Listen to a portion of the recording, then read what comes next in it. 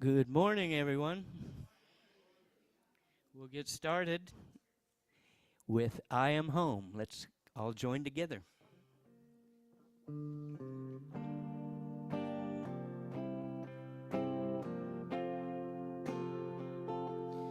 I am home. I am home. I have traveled far along this road, and now I'm home. Shalom, shalom. In the love of God, I am home. I am home. I am home. I have traveled far along this road, and now I'm home. Shalom, shalom. In the love of God, I am home. Oh, good morning and welcome to Unity, spirituality with open hearts and open minds. I'm so thrilled you're all here this day, and we're going to open with singing Come Light, Light of God, where we light the Christ candle that's symbolic of the divine spark in each of us and in all of life. And those of you at home on Zoom, if you have a candle, we invite you to light that now as well. Come light, light of God, give light to creation, enlighten our hearts and remain with your world. Come light, light of God, give light to creation, enlighten our hearts and remain with your world.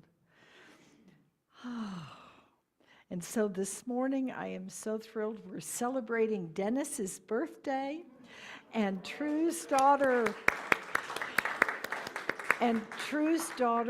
Lena is here with her husband, Joseph, and so welcome. She reminded me it's been 10 years since she's been here with her mother's passing, and so welcome back home to Port Townsend. You are loved.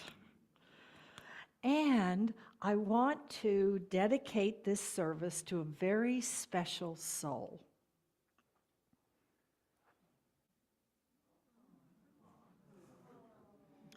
You all recognized Rami, also known as Romeo. And on Wednesday, he got his angel wings and rejoined his beloved Juliet, who was near and dear and waiting for him to rejoin her. So they are dancing in the fields of spirit. And this painting was done by Brandon Ward, and he was 102 years old, I believe, when he painted this. Isn't that amazing? And he loved Rami. And on this side is the thing that's at the Episcopal Church, and it says, they walk beside us every day, and at the base of this, people place stones for the dogs and the animals that they've loved who've returned to spirit. And so a stone was left on this week there for Rami in that very special sacred place. And so, Johnny Mac, we are holding you near and dear as you celebrate your companion getting his angel wings, but as you allow him to fill your space of your life and your heart in simply a new form. So, this is just, we're a St. Francis church. Today we're talking about the Wizard of Oz, and Toto is included. So this is our own Unity Toto. So I invite you now to stand and let us take a moment and just Acknowledge the people around you, noticing the beautiful light that they are. Their presence this day and in our world makes all the difference in the world. And we share lives, but also this month we're remembering the importance of story and sharing stories. So Ron's going to lead us in one of his songs, Tales Are Told. So remain standing and let's unite our voices. Tales are told, they help me grow, telling things that help me know. They tell of joy, they tell of pain, of days of sun and days of rain, stories of just who we are. Some stay near and some go far. They help us to communicate. They bring us close. We congregate. Tell me one of yours. I'll tell you one of mine. Tales are told, they help me grow, telling things that help me know. They tell of joy, they tell of pain, of days of sun and days of rain, stories of just who we are. Some stay near and some go far. They help us to communicate. They bring us close. We congregate. Tell me one of yours. I'll tell you one of mine. Please be seated, and I give you David. Well, good morning. Isn't that true, that song? So the story we're going to talk about today is The Wizard of Oz. So who has not seen The Wizard of Oz? All right, so we're going to go back a little bit here.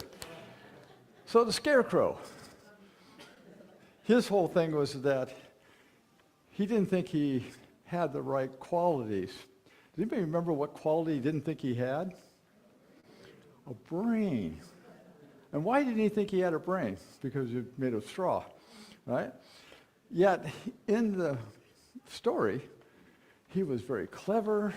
He helped all sorts of things out, figured things out. And so he was going to Oz to get a brain. So the Tin Man, what was he short on? The heart, right. But of all the characters in the story, he had the one that was the most compassionate, had the most empathy, and helped guide the group in that respect.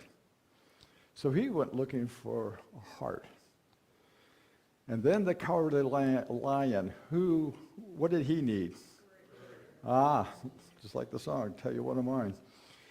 So, and he showed all sorts of valor as he went through this journey on to Oz.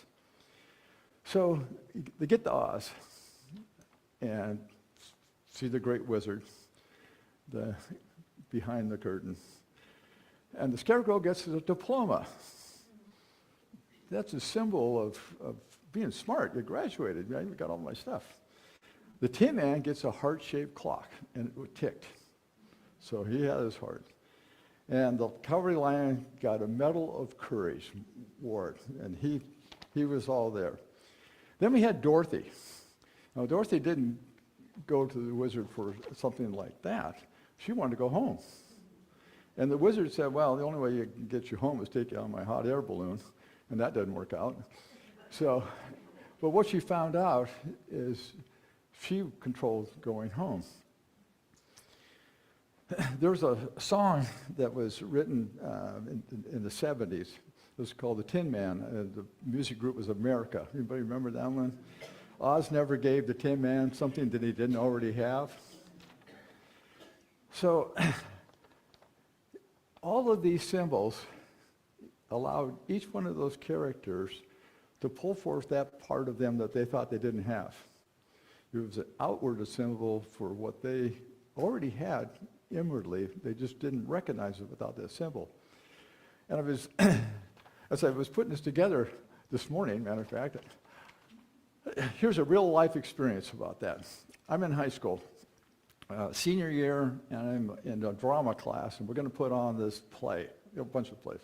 And I was going to be this Indian chief out on the plains, but I had been schooled in Oxford. And so I had this British accent. And I could not pull up a British accent. I could not do it. I mean, I tried everything. And my drama teacher kept going, come on, man, I got you cast here, and we're getting, we're a week out, and you got to come up with some kind of accent. Then I failed that part miserably until 2 days before the play, she gave me a monocle because that was part of my costume, was this monocle. Right? And it was transformative. Absolutely. I had the best British accent. And just aside, so part of the play, my girlfriend from England is traveling across the United States on a covered wagon, and we've got them surrounded. And I'm going in to tell them what's up. She's there. And I go, and her name was Delilah, so I go up there, and in my British, oh, Delilah, right? And my monocle jumps out of my eye and drops right in the cleavage of her, in front of her dress. And now it's hooked, right? I got this. It was a melodrama, so it was okay. So what's that got to do with the Wizard of Oz, right? And unity teachings. I forgot about that till this morning. It was just, it cracked me up. So for those three characters, seeing was believing. When they saw that they had their heart, their diploma, or their medal, they believed in what they could do. But there's other side of that, is believing is seeing. And that is the unknown that's within us that we can call forth ourselves. These 12 powers that we talk about all the time here are within us. So they're already built in, but like the cowardly lion, I may not know how to draw that forth. I may need a symbol to show me that. So the wizard and the symbols act like a mirror for these characters. And we, in turn, can act like a mirror for others that are struggling with finding their own powers, their ability to have the strength to carry on for maybe another day, the knowledge that they need to work out of some kind of issue, or the love that's within them that they can't seem to manifest, or the prosperity, all of these powers. So in unity, what we talk about is affirmative prayer. And it's about hearing what person or what I'm feeling. I can do it for myself. What I'm feeling, I'm inadequate about, and knowing that there's a solution within me, in my DNA, and it's calling that forth. So if I'm lacking, if I have a lack mentality, I don't know how am I going to pay for things. Well, we live in an abundant universe. It's here to support us. And we need to open up and allow that flow to come through. And so once you kind of grok it, you got to believe it to see it. But once that clicks, once you've believed it and seen it, then it changes things. It certainly changed my life, I can tell you that. Believing that I have all of those powers in some degree or another, and believing that I can call that forth. I've seen it work. And so for me, it's pretty simple. But for the the lion and the tin man and the straw man that are maybe in my life or your life, sometimes it's Seeing is believing. And sometimes we have to see that through somebody else, through affirmative prayer, through a ritual, through an affirmation. That's what we have, these affirmations you put on your, I've got one that says, I greet each day with a deep breath and being in gratitude for that which is going to occur this day. It's just on my mirror. So every time when I look in the mirror, I see this thing. Now, sometimes I do it consciously. Most of the time I do it unconsciously. But I do get up in the morning and take a deep breath. So anyway, so we are, I kind of went all the way through this thing. We are, have those qualities and can bring those qualities forth. Mother Teresa said, God would never give me something that I can't handle. And she called forth all of that. And then she said, I just wish you wouldn't trust me so much. And by this we prosper. Today's daily word is prosperity. My prosperity is unlimited, and I claim my new good now. After King Darius hauled the unbitten Daniel from the lion's den, the king wrote to other nations to praise the divine power that delivered this Hebrew prophet by taming hungry beasts. Overcome by divine goodness, Darius played an abundantly claim. Overcome by divine goodness, Darius prayed for abundant prosperity among the people of the ancient world. Today, the lions I face may be rising prices when shopping, greater cost for basic needs, or it could be a whole range of other lions. Even in the den of apparent lack, my prosperity is unlimited. In prayer, I claim my good, grateful to live in an abundant universe.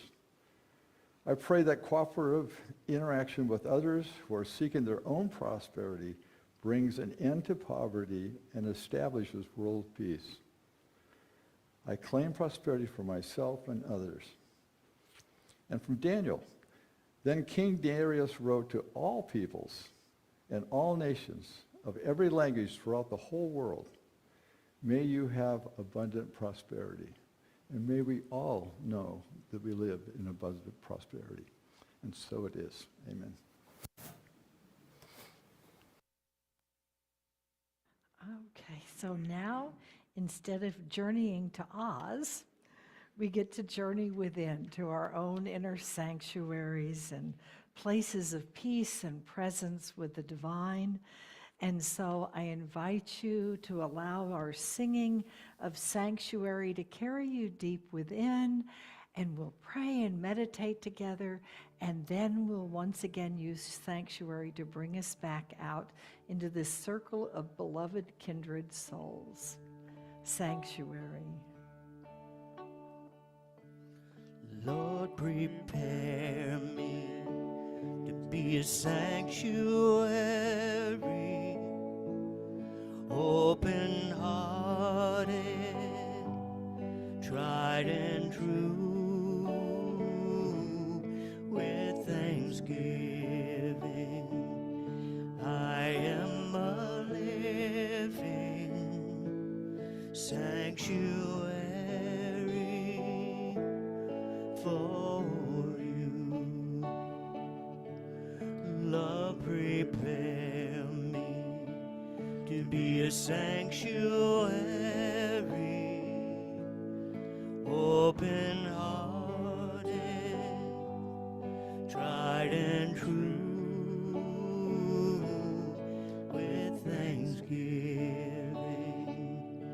I am a living sanctuary for you.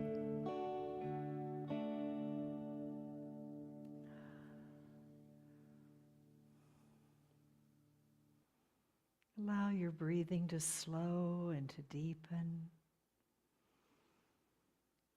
Oh, just settle in. allowing the outer world with all of its ups and downs and ins and outs to just gently fall away, leaving you in a place of peace and presence.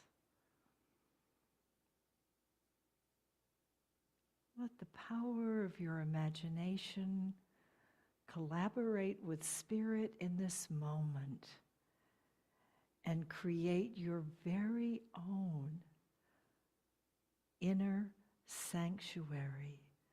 It might be indoors or out, real or imagined. Let spirit, as you slow and deepen your breathing, to surround you with a place of peace and presence in whatever form will most nourish and touch and inspire you this day. Take a moment and allow it to become real all around you. Feel it. Sense it with all of your senses and settle into the center of this place of peace and presence.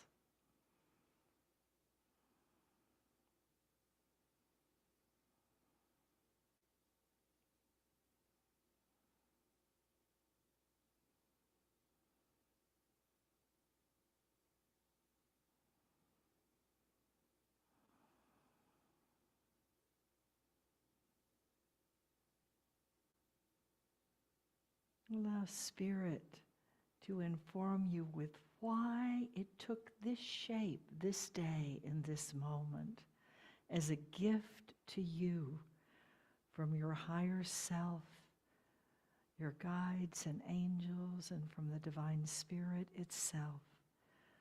Let it speak to you and welcome you home. Click your heels together and settle in.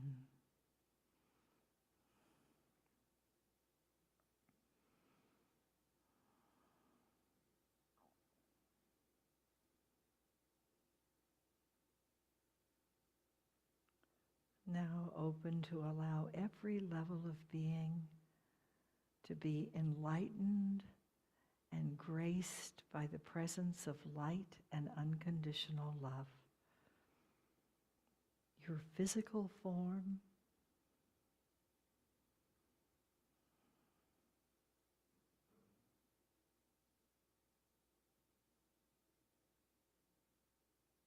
your mind with all its thoughts and perceptions and understandings,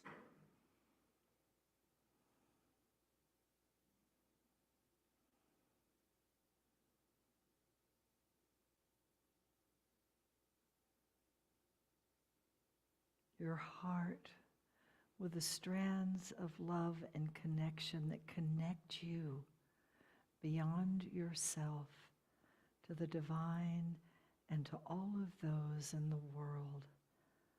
Let your heart be infilled with the love that is unconditional and the light that gently brings itself to even the most shadowed corners.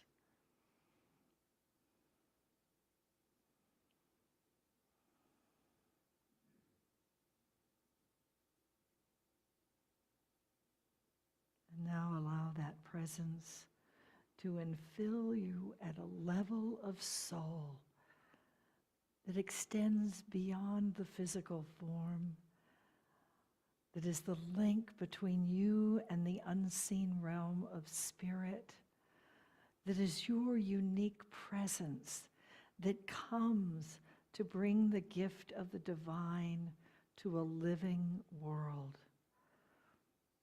Allow your soul to be celebrated and honored exactly as it is and where it is on the path of the unfolding of your life.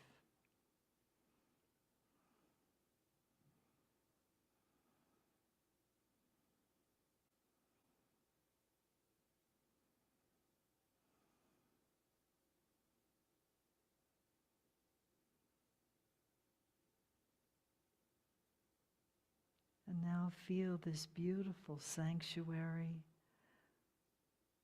settling into the very heart and core of your being. Know that that which surrounded you this day began as a spot of light at the core of your being and radiated out to enfold and uplift you. Coming back to center. Realize this is always and ever with you. And be in gratitude that this sacred place is there always and forever. And with this consciousness of gratitude and grace, I invite you to pour forth all of the prayers that are yours this day for yourself and others, this spiritual family, our community, our nation, our world, and the realms beyond. Silently or aloud, however you are guided, pour forth these prayers from the sanctuary of your heart into your inner sanctuary of grace and out into the sanctuary we share that is unity in our world. Let us pray.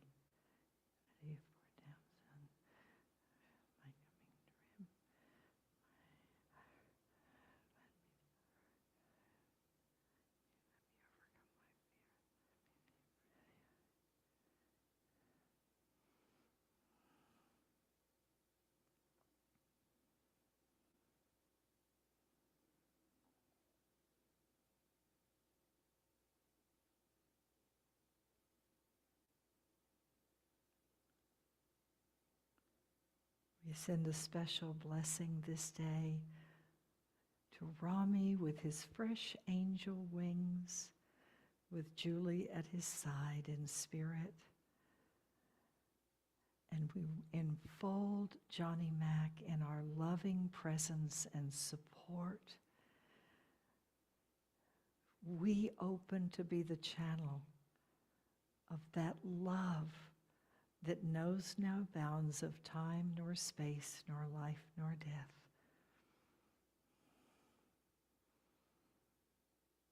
We unite our hearts with all of those who have offered prayers to our prayer chaplains. And we unite in heart with all who pray for peace this day. And now, as we prepare to once again link inner and outer sanctuaries, hear the words of the 26th Psalm.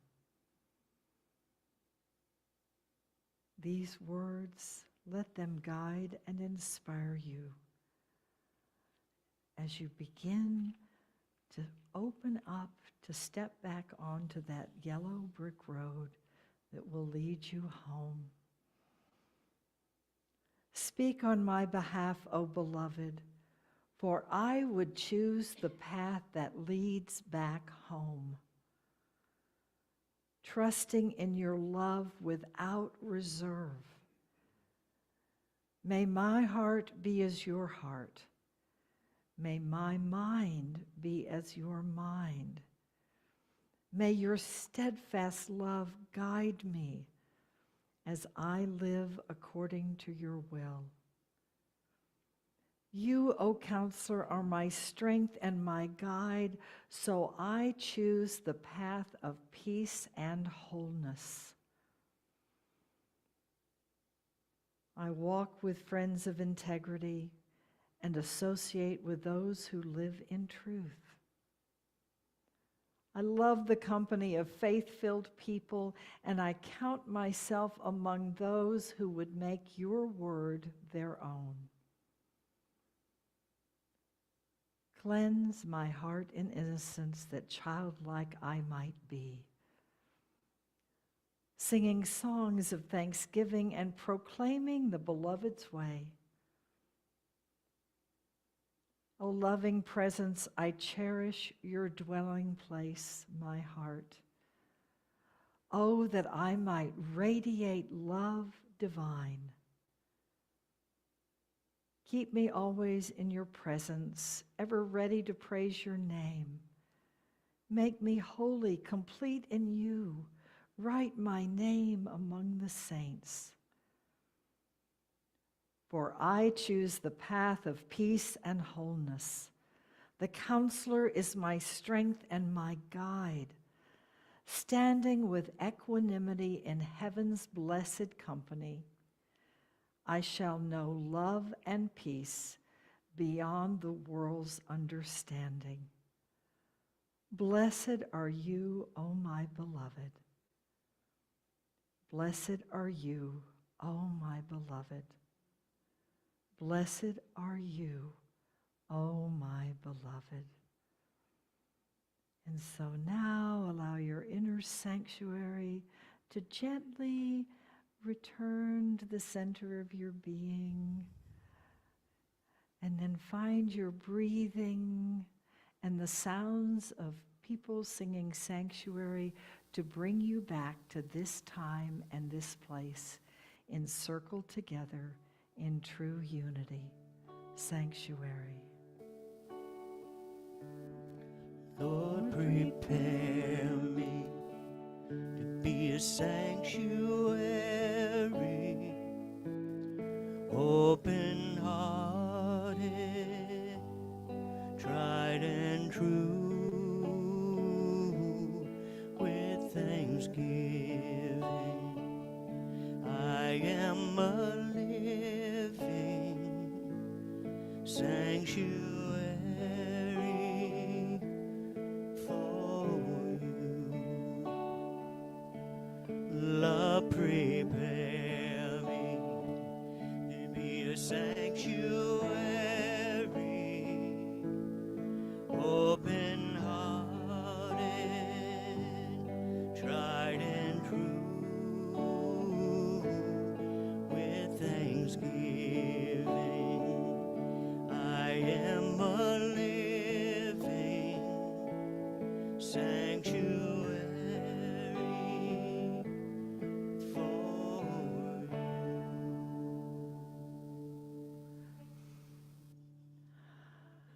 And so it is.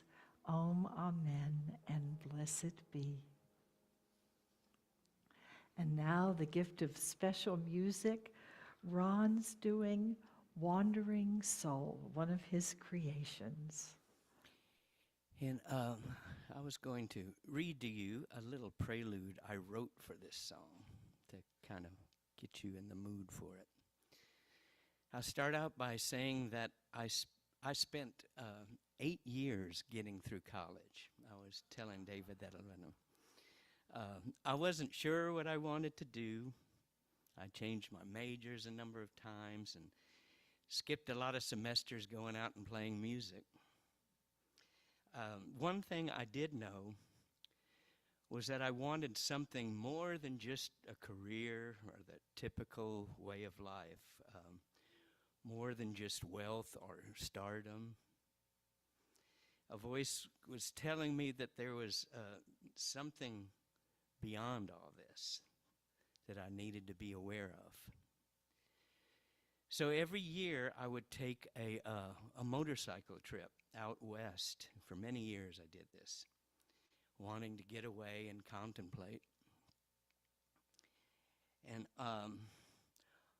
on these journeys, I would feel freedom, and I would feel loneliness.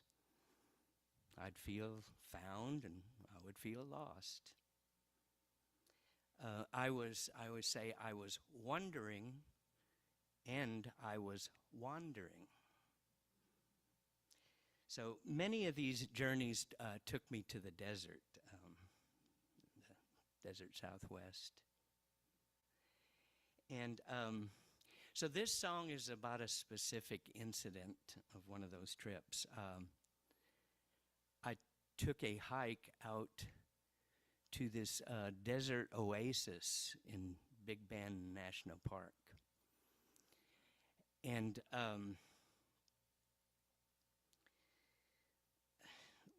well, I remember the day before I was riding through New Mexico and on my motorcycle, and went through one of those torrential New Mexico thunderstorms and out where I couldn't find cover. So this day I was walking out to the desert oasis, and I was pretty weary.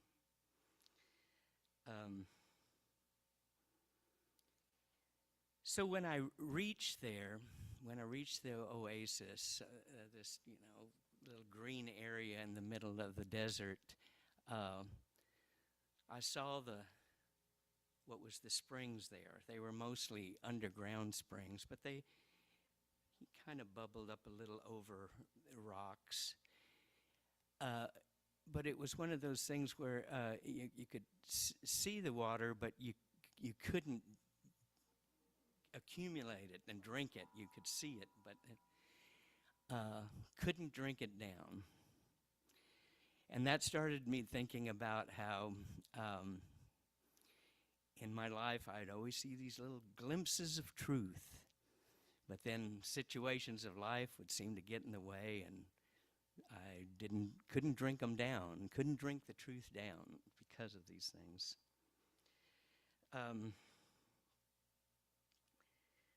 So I sat there in the stillness and thought about these things, and just quieted my mind and spoke to God for a while. And anyway, later, this song came up, Wandering Soul.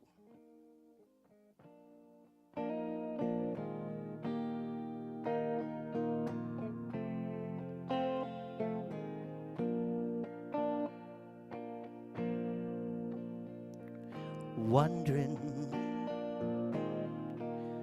with no place to go, I feel the stillness of a long lost desert road,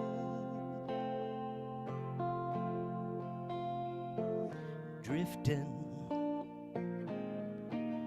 but I'm not free. I feel the chains of sorrow tightening over me. My heart falls with the rain. My love blows with the wind. You don't need to read my mind to know the shape I'm in. Take me to the floor, fill me with your grace. Lord, I'm just a wandering soul that needs a place to lay. Just a wandering soul that needs a place to lay. Listening, but there's no sound. I see the water, but I cannot drink it down. Talking, and I hope you hear. Would you take my hand? We'll dance right through my fear. My heart falls with the rain. My love blows with the wind. You don't need to read my mind to know the shape I'm in. Take me to the floor, fill me with your grace. Lord, I'm just a wandering soul that needs a place to lay. My heart falls with the rain. My love blows with the wind. You don't need to read my mind to know the the shape I'm in. Take me to the floor. Fill me with your grace. Lord, I'm just a wandering soul that needs a place to lay. I'm just a wandering soul that needs a place to lay. I'm just a wandering soul that needs a place to lay.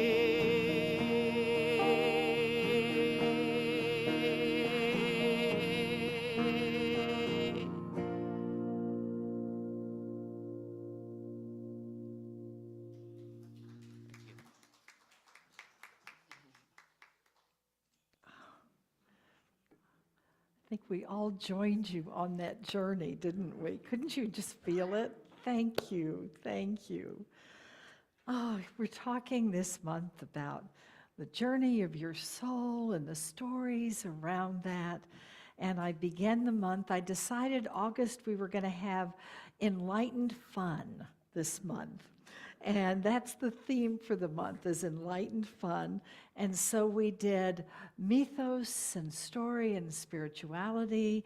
And then last week we journeyed to Harry Potter land. And today we're going to be doing the Wonders of Oz. Some of these classic stories, the Wizard of Oz that we grew up with, and Harry Potter that evolved in our lives. And so those stories are universal archetypes for all of us. Otherwise, they would not be so enduring and touch so many people. I was blessed to meet Jean Houston, who wrote a wonderful book on the mythic life. I actually have a copy of it that she signed for me. And I was at a conference on the universal human at Mary Mannon Morrissey's retreat center that she had at one point. And so all these fascinating people have gathered to present. Gary Zukav, remember Gary Zukav in the day? He was there, but I was standing there and I felt this presence walk in the room. And I turned around and there was Jean Houston, who I'd admired and studied for many years. An amazing woman. She actually, as a child was mentored by Teilhard de Chardin, who she met in the park in New York City where she lived. And he was one of her first mentors. And she believed so much in the power of story. And she walked in, and you could just feel she was a big woman and a presence. And she said, I'm a larger woman than usual because God couldn't put all this energy in a smaller body. And I went, oh, I like this gal. And she always talked about spiritual truths and the deep mystery, but in a way that made it connectional. And she believed that stories were the living, dynamic way for us to grow spiritually. She actually calls stories the currency of human growth. Isn't that an interesting concept? And she said, it's important for you to really look at the story of your own life, because how we interpret where we are and what's going on is 90% of it. What's going on is 10%. What we're doing with it is the main piece. And so you can look back on your life and see where you've come from, how you got here, where you might be going next. But it's all part of a continuum of a journey and of the story that began before that first breath. I'm excited. Suzanne DeMarco next week is going to be talking about soul contracts. And that's a thing that's writ upon our hearts, that's our unique presence in the world and what we've agreed that this story of our life is going to include. And we may not have the specifics, but we've got a general agreement at a soul level, not only with the divine and with others, but with ourselves. And I love what Jean Houston said. if you keep telling the same sad, small story, you will keep living the same sad, small life. So it's shifting the story, even if it's just one tiny bit to start with. One little step this way or that way can change everything. She says, just as you would not neglect seeds that you planted with the hope that they'll bear fruit and vegetables and flowers, so you must attend to the nourishing of the garden of your becoming. Paying attention, just simply paying attention.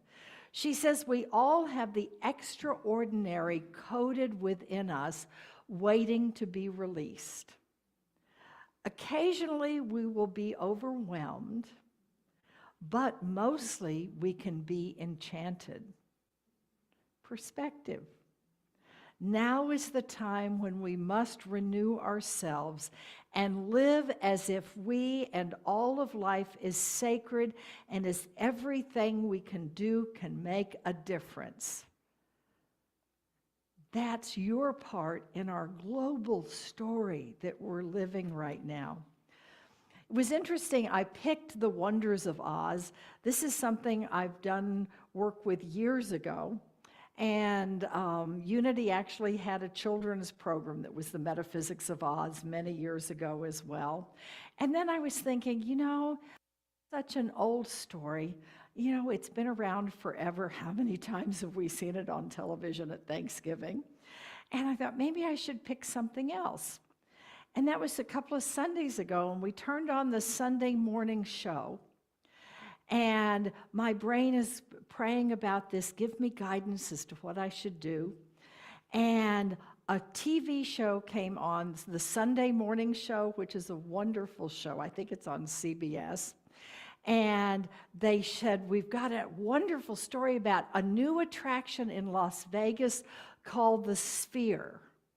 It is a 5D immersive experience. You are surrounded by thousands of feet of TV screens, movie screens, above, below, all around you. It's set up where the chairs move. It's set up where there are effects where the wind can blow and leaves blow across the place. So it is this amazing new thing. It turned out, I looked it up yesterday, and the tickets are $150 to go to it. But very Las Vegas. And the one that they're doing, that they were promoting, is the 5D immersive Wizard of Oz.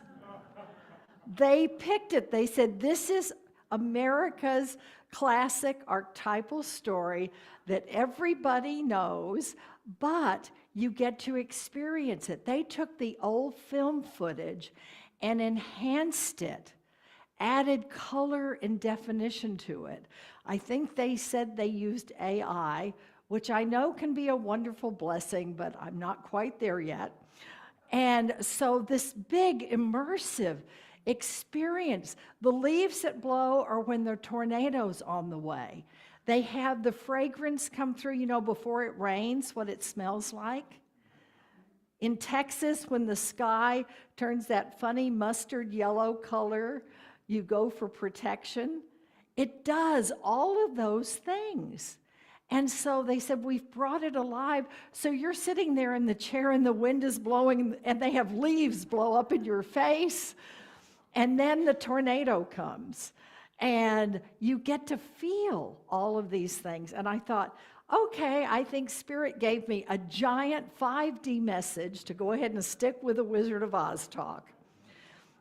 And then when I was preparing this, I went to my file, and I thought I couldn't find it. But at the very back of my third drawer file cabinet was my little folder, The Wizard of Oz.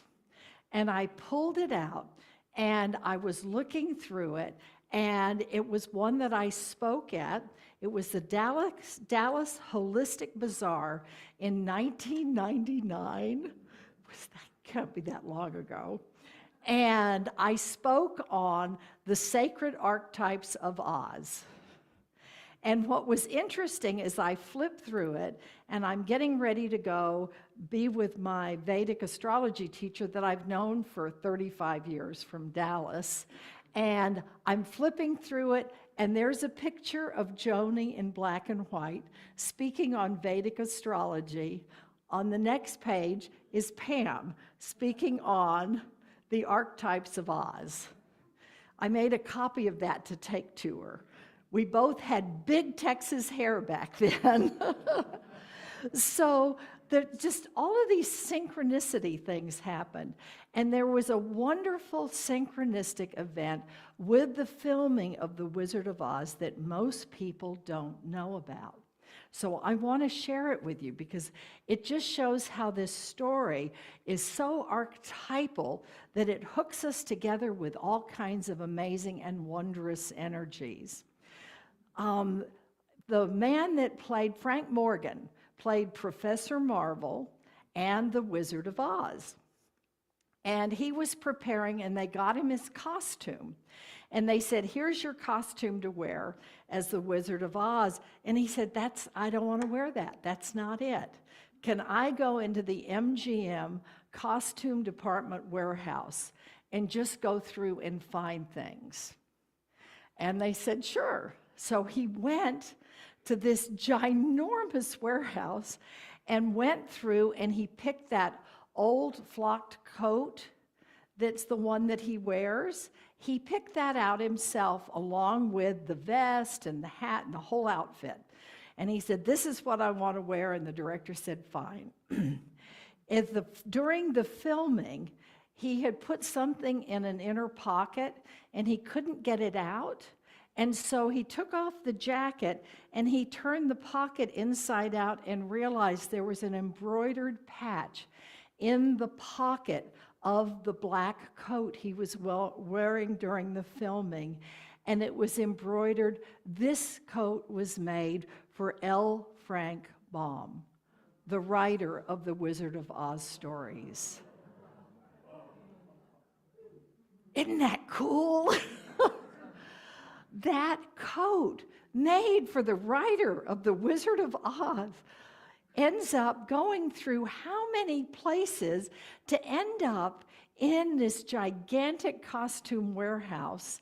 And Morgan is directed to pick it and then to wear it, having no idea. And so next time you watch the movie, realize the deeper magic that's happening all around this story, and that happens behind all of the different stories. The Wizard of Oz touches us, and it comes on every Thanksgiving. I remember watching it as a child, and I remember being just amazed when it's been black and white, and then the doors open and it's Technicolor. Remember that? I remember when my dad got our first color TV, and it was like this big, and it had a screen about that big, but it was color. We saw it at a friend's house, and my dad went out the next day, came home, and told my mom, surprise, they're delivering a color TV tomorrow. The only things in color then were Wonderful World of Disney and Bonanza on Sunday night. But then The Wizard of Oz came on. Up until then, it was all black and white to me, because we had a black and white television, and I hadn't been born early enough to go to it at the big theater. So I still remember the first time, and that, oh my gosh, when it turns into color. And that is so true for all of us when we can go from a contained life into some new possibility. Not only do the lights come on, but our soul starts to see Technicolor, see support and messages and guides all around us. And so this journey is about these characters, but they're all aspects of us. As David so wonderful teed it up, I'm still wondering how you got that monocle back. That's a great story. And Dorothy represents us, our soul, on the journey of life, with all of the different adventures that are coming. And she starts out in Kansas in an ordinary life. And she's an orphan. She's living with her aunt and her uncle. She has the wonderful little dog Toto that's her companion. And of course, Mrs. Gulch wants to come get Toto and take him away. And so Dorothy wants to protect him.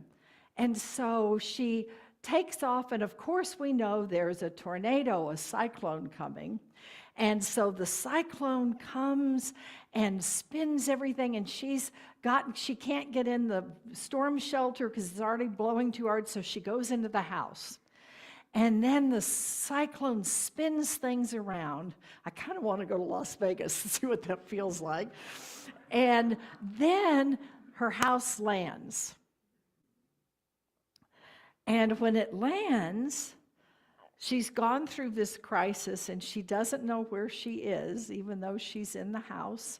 I remember I was in a car accident one time where I went off the road hydroplaning, and the truck driver was sure I was going to be dead with the river or the big concrete stanchions or the main river on the far side of the field I spun around in.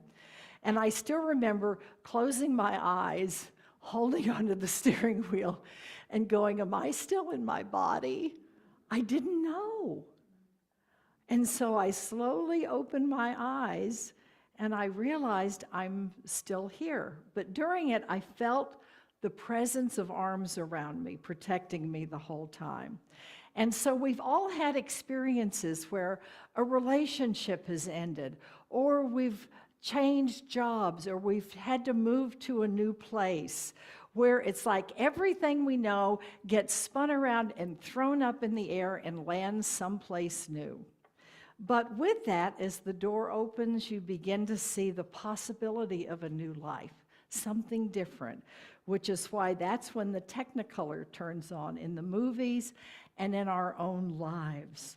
And so it opens up, and one of my favorite lines, Toto, I don't think we're in Kansas anymore. I've used that line in my life many times.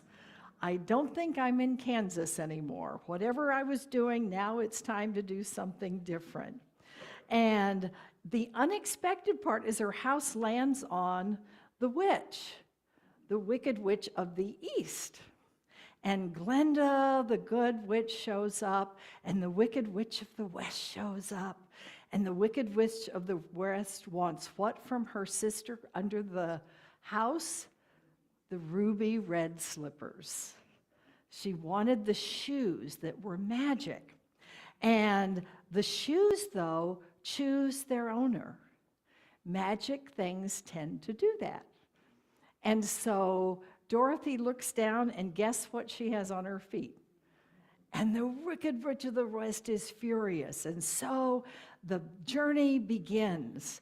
And you've got Glenda the Good Witch and the Wicked Witch of the West, and those represents our choices, the energies that we work with life. I remember years ago, I got a birthday card because they knew I loved this movie, and on the front was Glenda and the Wicked Witch of the West. And I opened it up, and it said, are you a good witch or a bad witch? And I went, that's a good choice. I think I want to be Glenda. Her outfit was prettier. So we've got these energies of things that we confront. We tend to want Glenda to come visit, but we don't want the Wicked Witch to come visit. But they all have gifts for us on the journey. They all bring us opportunities to find ourselves and the way to the divine. If there were no challenges, you wouldn't ever really grow. That's what calls you to growth. And so Toto, of course, is with her as the beloved companion, and they take care of one another. They're brave and loyal in protecting each other. She gets the ruby red slippers that are her magical talisman, and they're on her feet, and our feet are a foundation of our understanding. And so she is walking in higher consciousness that sees the world differently. As she goes on what? The yellow brick road. And the yellow brick road starts as a spiral, divine shape, and then it opens up and then takes off. And so off she goes. And we're off to see the wizard, the wonderful Wizard of Oz. We all know the song. And I used to try and do the, I'm not going to do that for you this morning. And so she goes on this journey and then meets these characters along the way. So she represents our soul. She meets the scarecrow, if I only had a brain. And he represents our thoughts, our perceptions. And as David said, they all have what they need all the way along. They don't recognize it. They're looking for outer affirmation or for somebody else to give them something that they just have to recognize they have within. So the scarecrow is about our thoughts. The Tin Woodsman, you gotta have heart. He wants a heart. And I love that they give him a clock that ticks. So it's like the sound of a heartbeat. So he gets the sound as well. And that's about all of us wanting to experience love and sometimes wondering if we're a little too rusty. The hinges on our hearts are a little too rusty and need a little bit of oil. But we all have a heart that can hold unconditional love. And then the next one they encounter is the Cowardly Lion, which as a kid was my favorite. Remember going through the woods, lions and tigers and bears, oh my, lions and tigers and bears, oh my. I have done that in my life when I get into fear. There was something I was actually in fear about recently that woke me up at 2 or 3 in the morning. And I was like, oh, I need to pray about this. I need to get centered. I need to call for help. And what I heard in the back of my head was lions and tigers and bears. Oh my!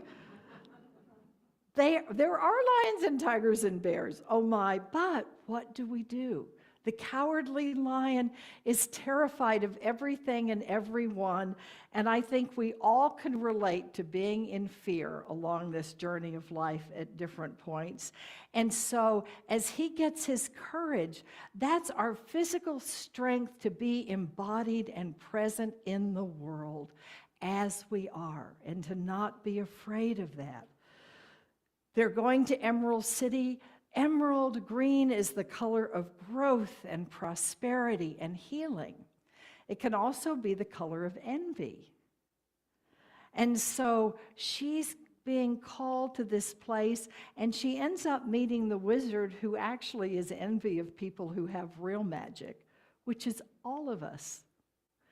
So she goes to the Emerald City, and of course there is the wizard, who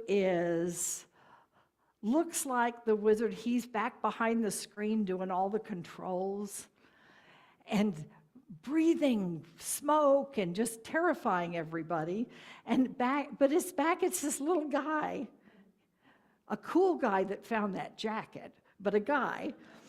And you realize that they are counting on that outer appearance of authority to tell them what to do and how to do it and to recognize them, when in truth, the greater recognition comes from within.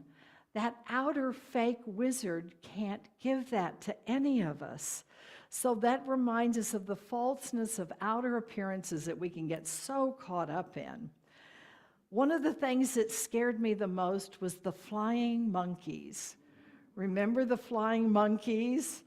I remember I think it's almost time for the flying monkeys. Because they are unpredictable. They can pick you up and carry you off. Those are our deepest fears that can carry us off if we let them do that. The other thing that was scary to me as a kid were the trees that came alive and reached out for you. You can tell I've healed that one because I love the Pacific Northwest woods. So facing the fears, and then the ultimate facing of the fears was the Wicked Witch. And it turns out it's an ordinary element that is 85% of the world and of our physical bodies. That's the thing that changes the story. It's not something rare. It's not like Superman, where you had to go a particular kind of metal to challenge him. It was what? Water. And what I had forgotten was she doesn't throw water on the wicked witch to harm her and melt her. She is throwing it to save the scarecrow that the wicked witch has set on fire. So even in that act, she's not seeking to cause harm any more than her house landing on the Wicked Witch of the East. But in protecting her friend, the scarecrow, and putting out the fire, the water splashes on the wicked witch, and she dissolves into that from whence she came. Our fears, when we face them and address them, can dissolve back into the nothingness from whence they came. It's a major part of healing work to be able to release and let things do that. So the end of the story, we've got Dorothy back, and she clicks her ruby red slippers together how many times? 3. Magic divine number 3. By tradition, if you wanted to be accepted into a spiritual community, an abbey, a monastery, a satsang, you would go and you had to knock 3 different times before they opened the door and let you in. Each click is an affirmation, yes, I want this. Yes, I want this. Yes, I want this. And so the Divine Trinity is used when she clicks her feet together, and then she returns home. And what does she have to say? There's no place like home. There's no place like home. There's no place like home. And then she's back home and realizes that all these characters that she's run across are all part of her life in Kansas. They just looked like farm workers. They were actually those who companioned her on the journey in magical ways. And so the allies are there on the journey. They're there before and after to welcome her home. And above all of it is the most famous song Judy Garland probably ever sang, besides The Man Who Got Away. And that is Somewhere Over the Rainbow. The rainbow, the universal symbol that in the Old Testament is the first covenant between the divine and the divine people that says, wherever you journey, I will watch over you. No matter how much is lost, there will always be a remnant with which to rebuild an even better life. The rainbow is inclusive. It includes all the colors separately, but they also blend together in a rainbow. And so it's a reminder that there is always hope, and that the journey, where there are pots of gold at both ends, at the beginning of the journey and at the end of the journey, from before that first breath and after the last breath, that journey continues. So I invite you, next time you watch The Wizard of Oz, to notice that coat and to notice all of the characters in a new way. Recognize this is an archetypal spiritual journey that we all go through in our lives, which is why every Thanksgiving, in the haze of turkey and pumpkin pie, the TVs come on and we watch that silly movie again. So thank you for joining me on the trip to Oz today. Hey, aren't you glad I decided not to cut it out after all? It's something we can all relate to. And David, thank you for your story of your talisman. Talismans are wonderful things. Always have one. This is the chalice well cover that my mother bought for me the first time we went to Glastonbury, England. and I only take it off when I have surgery and they won't let me wear it, basically. So I invite you to stand now and to think about the joy that the journey is of your soul. You are Dorothy, you've got companions, you've got Toto, and we have our own church angel, Toto, as well, with Rami this day. So Seek and Ye Shall Find by Ron.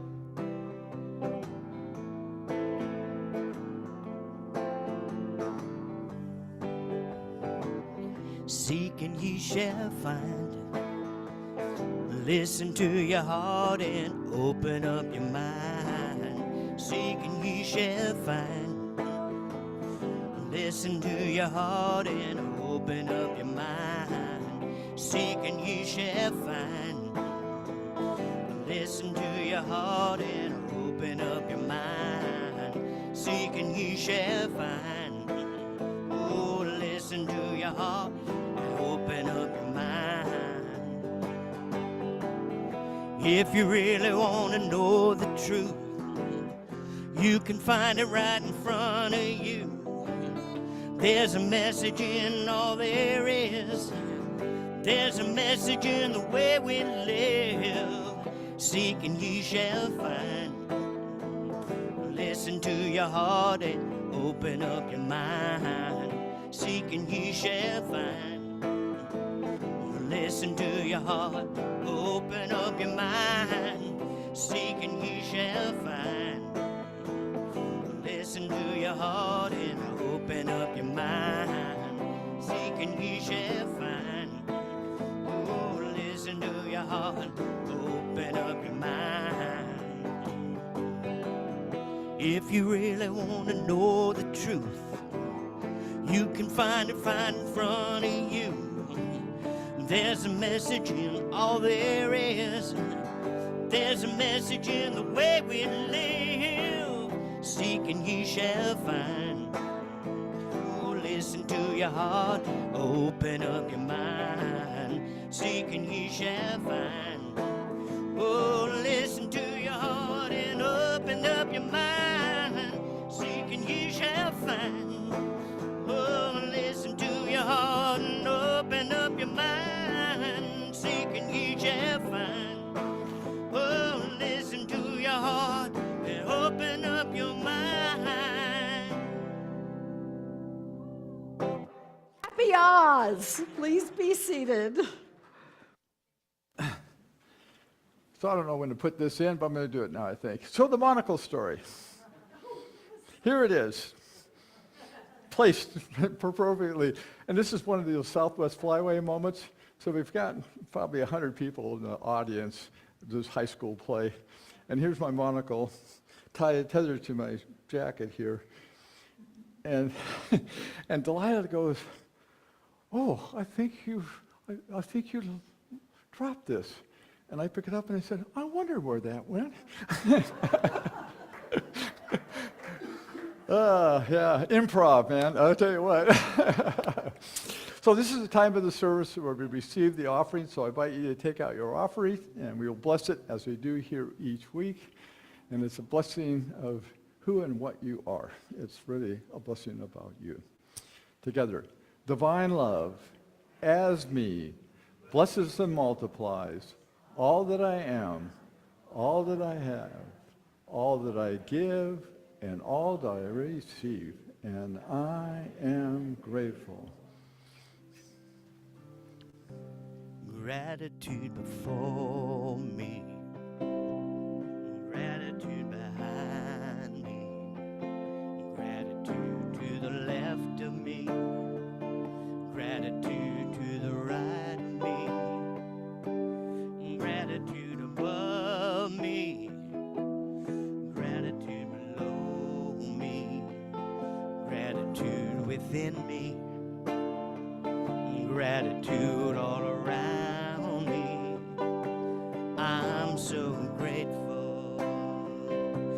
I'm so grateful. I'm so grateful. I'm so grateful. I'm so grateful. I'm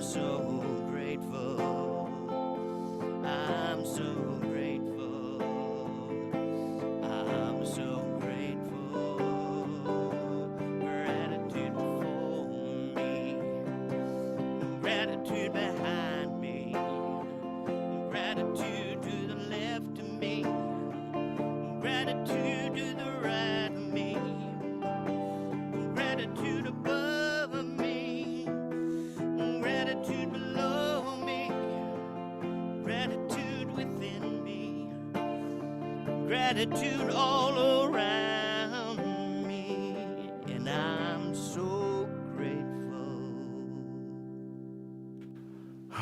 Sweet, sweet Spirit, Mother, Father, God, we are so grateful. Grateful for the stories that are around us, the stories that are within us, the stories we got to witness, and the stories that we get to tell. You know, it's not by accident that we're right here, right now. And we'll learn about that, I guess, next week when they talk about our souls. But we are here, I believe we're here with a mission to lighten up, to help others, to allow them to see through each one of us the beauty and the power of the divine in operation. What love can look like, what unconditional love can look like, what compassion feels like.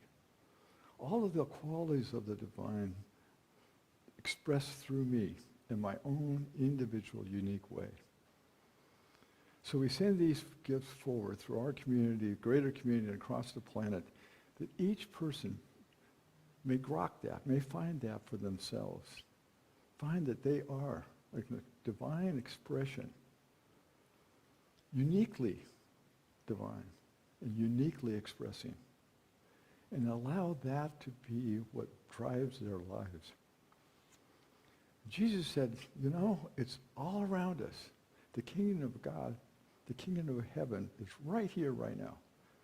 We just have to have the eyes to see, and it is there manifested. And opening up our eyes is just realizing who and what we truly are. And so it is. Amen. Amen. All right. Well, let's see what we got in the way of announcements. Ha!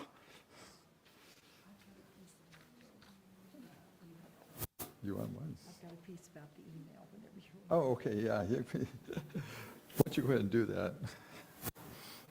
Well, no, while you're doing that.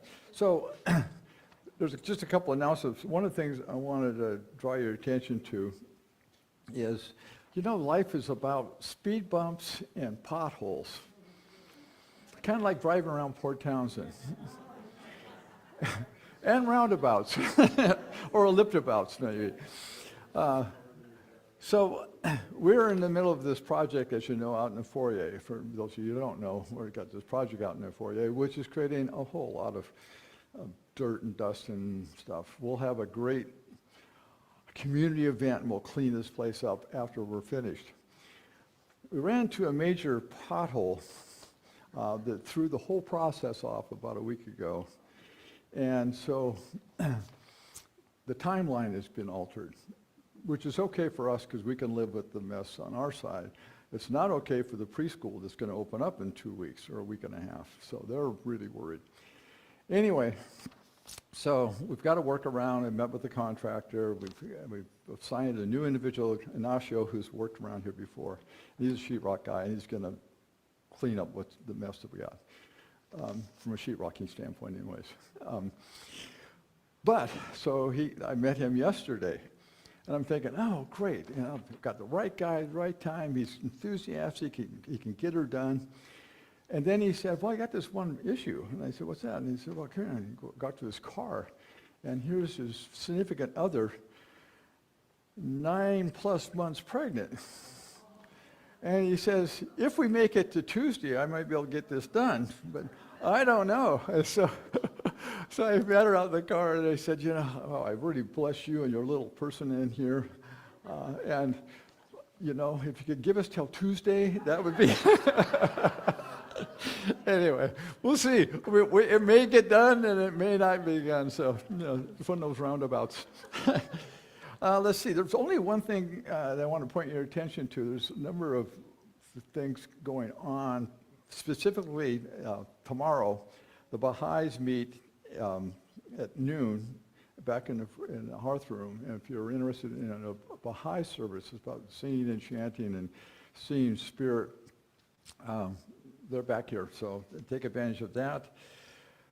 Let's see.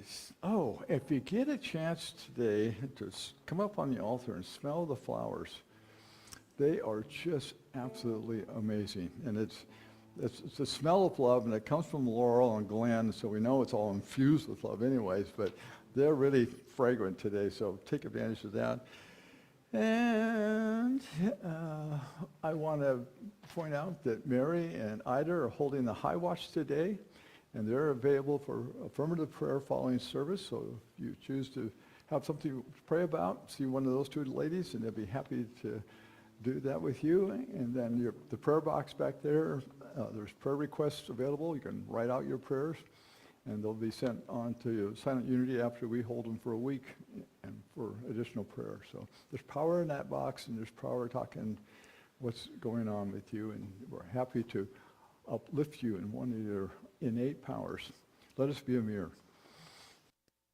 And speaking of potholes and roundabouts and lions and tigers and bears, oh my, I spent much of my day yesterday getting phone calls on my home phone, on my cell phone, text, and emails because someone has hacked in again into the Unity email list. And I don't believe it's our current one because of a couple of the people that called. They're people whose family members are no longer on the planet, and they're not on our current mailing list. So I may have been the people that hacked us before that waited and then tried to come in again. I was so distressed because the first one said that I needed some personal help and to please contact me. And loving me, some of you did, wondering if there was something wrong. The second one asked you on behalf of me to get gift cards to Target so I could help these needy children in the hospital that I had been asked to help. And could you please do that? So it is a scam. I will never, if I need to talk to you about something confidential and urgent, I will call you personally, and I will never ask you to buy gift cards and send me the numbers. So they are getting more and more sophisticated in what they're asking, the way they're approaching it. And the thing that bothered me the most was that it was taking something that is so valuable to us, which is our connection and our desire to help one another and help the world, and take advantage of that. So we are now going to put collectively a great circle of love and light around Unity to protect it at every level of being. We're going to call in our good wizard, Mike Britton, to see if he can help us. But if you ever get anything like this, we surround ourselves with love and light, and we use our innate wisdom. So if you ever, I was inundated all day with contacts, but thank you, because I needed to know what was going on. We sent out a church-wide email first thing this morning before service, and warning everyone. So just if you know how to report a scam, do that. If you don't, just delete it and ignore it. So I love you. I love what we've created together here, and I refuse to let anyone cause us harm, for we abide in the divine presence always. So thank you. Circle. Yesterday, for those of you who don't know, the back of this building is about a third of the building is not used for us other than storing stuff. We have a group back there that oversees foster care. They're a group of volunteers, and they provide clothing and support for foster care kids in a very loving way. Yesterday, they gave away 50 backpacks for kids going to school with all the stuff they need to go to school with, and then it had a weenie roast out on the patio to celebrate with all the families and the foster care, their brothers and sisters and all that kind of stuff. And talk about heartwarming. It's just an empty space back there, I mean, big concrete, and it's not real pretty. But I'll tell you what, there's magic back there. So with that, let's form a circle around the perimeter. Can I pivot to the Face of Love and we sing to Dennis McDaniel? Let's see if I can remember it. You are the face of God. Let me see if I can, because I don't know if I remember the chords. Yeah. Well, we can do it a cappella too. Okay, well, let's just do it a cappella, yeah. Hey, Dennis, come here.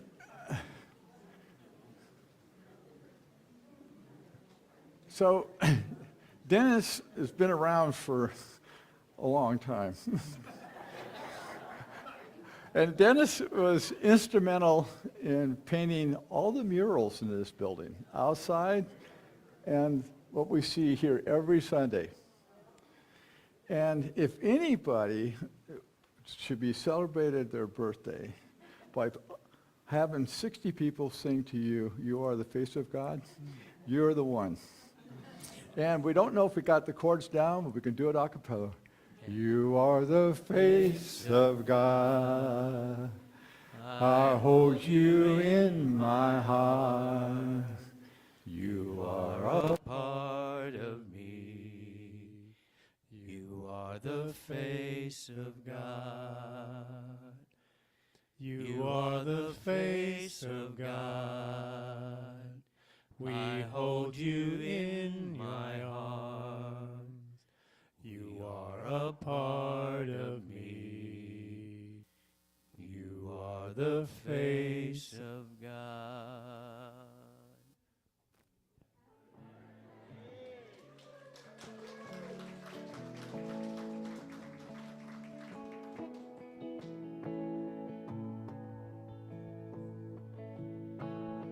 Yes, there is peace on earth, and yes, it begins with me. Yes, there is peace on earth, the peace that was meant to be, with God as creator, united all are we. Yes, we walk with each other in perfect harmony. Yes, peace begins with me.